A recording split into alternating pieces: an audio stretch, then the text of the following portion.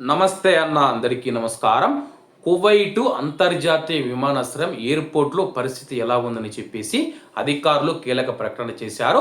నిన్న మనం చూసుకుంటే కానీ కువైట్లోని భవనం పైన మరియు అలాగే సామాజిక భద్రతా సంస్థ టవర్ పైన మనం చూసుకుంటే కువైట్ ఎయిర్పోర్టు పైన ఇరాన్ దాడి చేసిన విషయం అందరికీ తెలిసిందే. ఎయిర్పోర్ట్లోని ఇంధన ట్యాంకుల పైన వివరాల్లోకి వెళితే కువైట్ అంతర్జాతీయ విమానాశ్రయంలోని ఇంధన ట్యాంకులు మరియు సామాజిక భద్రతా సంస్థ భవనంలో మంటలు అదుపులోకి వచ్చాయని చెప్పేసి కువైట్ అగ్నిమాపక దళం, కువైట్ ఫైర్ ఫోర్స్ ప్రకటించింది.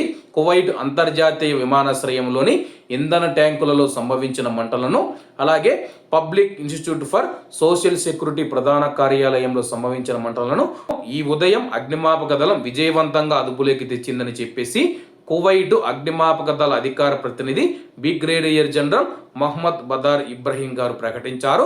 2 సంఘటనలు కువైట్ దేశాన్ని లక్ష్యంగా చేసుకుని జరిగిన దాడుల తర్వాత జరిగాయని చెప్పేసి నివేదికలు అందిన వెంటనే అగ్నిమాపక బృందాలు స్పందించి 2 మంటలను సమర్థవంతంగా ఎదుర్కొన్నాయి, అదుపు చేశాయి మరియు నియంత్రించాయని చెప్పేసి బ్రిగేడియర్ జనరల్ మహమ్మద్ బదార్ గారు వివరించారు.